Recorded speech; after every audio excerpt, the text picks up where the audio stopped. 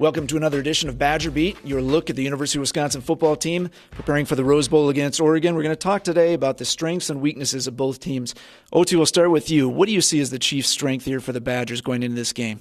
Well, I think the strength, when you look at the Oregon defense, which is small and quick, the strength is going to be their power running game. I think in order to win this game, they have to establish Monty Ball between the tackles with a power running game and and that'll do two things. It will march the Badgers down the field and score, because when they do run the ball, they do score, and their red zone numbers are astronomical. And secondly, it will keep Oregon's high-powered offense off the field. So I think running the ball between the tackles is just critical for the Badgers, and it's a strength of theirs all year. Tom Mulhern. Oh, Otzi's right, but only partly.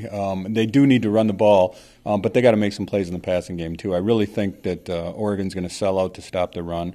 I think there's going to be some chances on the outside in man-to-man coverage, and that's what this team has done all year. It's been balanced. When teams have tried to stop one, they've been able to go to the other equally effective, and I think that's going to be important to have that same balance in this game between the run and the pass.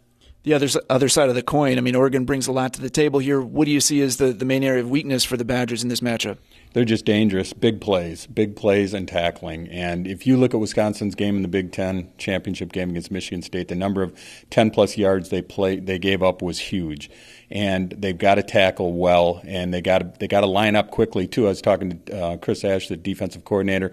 He said there's a large number of big plays made against this Oregon's offense by players looking to the sidelines for the defensive call. They're snapping the ball. So the first thing is to get lined up. Second thing is to tackle well, and you have to bring multiple people to the ball. So if there's a missed tackle, it doesn't kill you and go all the way.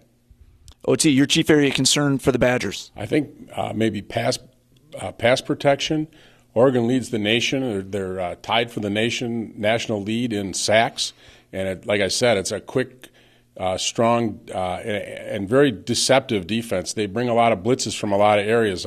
For Packer fans, it might be somewhat similar to what you see from Dom Capers. A lot of creative blitzing and disguises and all those kinds of things. So there has been times during the course of the season when the Badgers struggled a little bit against blitzing and high-pressure teams and good pass rushers, and they're really going to have to be on their game because Oregon's very good at it.